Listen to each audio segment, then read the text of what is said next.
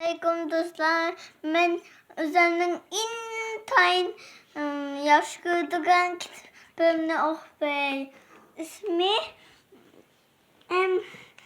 Koski intayın işkirken tüplü kod. Avtori Erkal.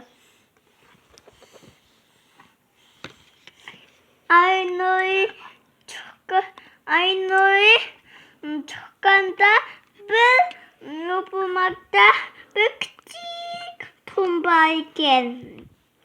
Ertesi yaşambıda otum kıs kıp otumun işidim bir de ona küçük bir kurt çıktı. Onun ismi Koski intayın içkerken tüklü kurtken. Onun koski intayın içkerken ki uyak bırak onga solga kapkıp yemeklerini izleşik başlattı. Düşenbe günü o beda pişketken kıpkızı anlayattı. Lege onu koski yanılan doymaptı. Seyşembe günü o beda işkıtal nefret yaptı. Lege onu koski yanılan doymaptı.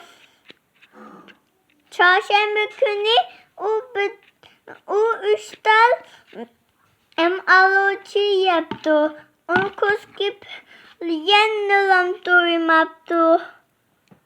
Perşembe günü o üçtal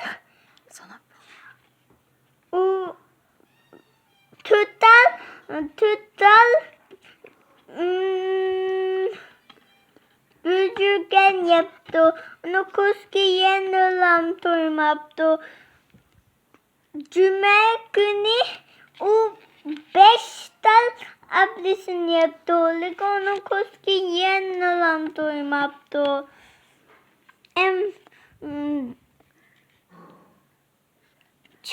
Şembe günü o bir dal şokolata, bir de marina, bir de tehamek, bir de pişlak, bir de kiza, bir de kışlık kemput, bir de meyve tut, bir de kiza, bir de istakanlık tut, bir de bir dilim tavus yaptı. Onun koski intayın alktı.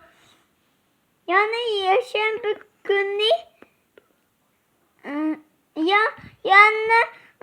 yaşayan bir günü bolganda o beda yeşil yuman yapılmak yaptı. Onu koski heli yaşlı bakattı.